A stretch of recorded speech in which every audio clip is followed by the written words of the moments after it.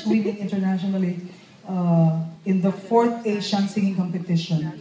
And which just, it just occurred to me, I remember in that competition, the representative from Australia was Debbie Byrne.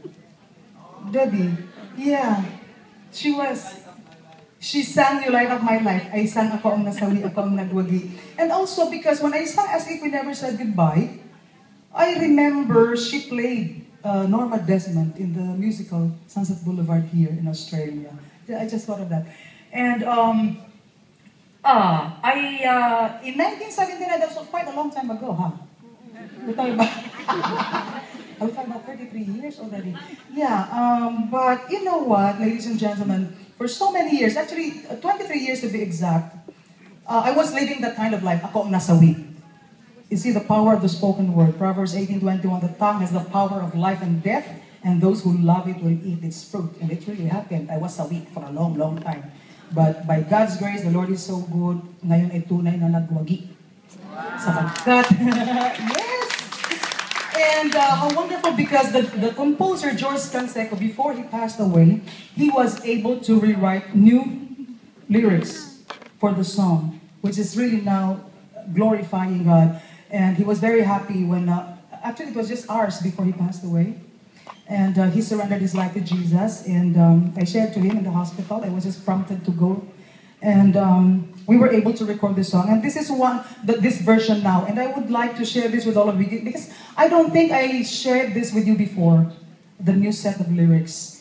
And this is now Nagwagi. And it says in 1 John 5:4 and 5, everyone born of God overcomes the world. And this is the victory that has overcome the world, even our faith.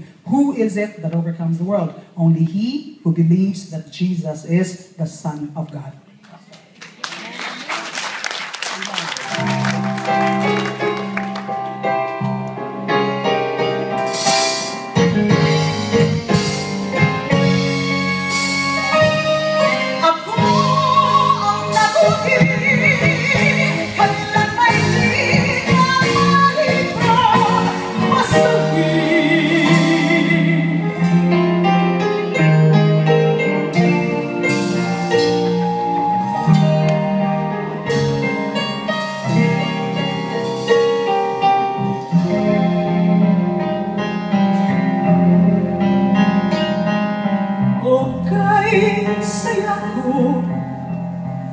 Malaya ang sumusunod kay Kristo, nagkaya ng talikuran ang tukso, pagkat siya na ang buhay ko.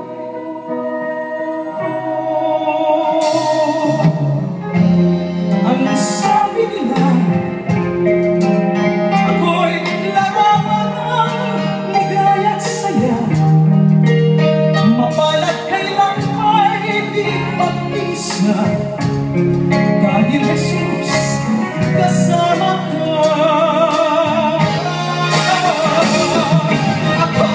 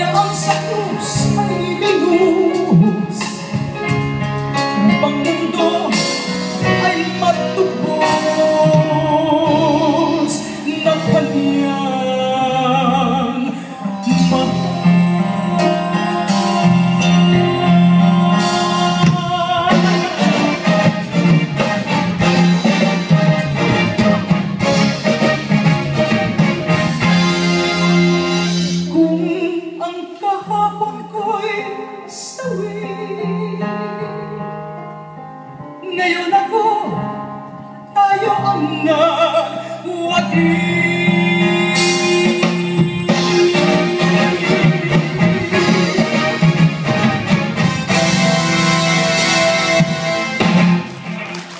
Amen. Salamat po. Maraming salamat. And then, in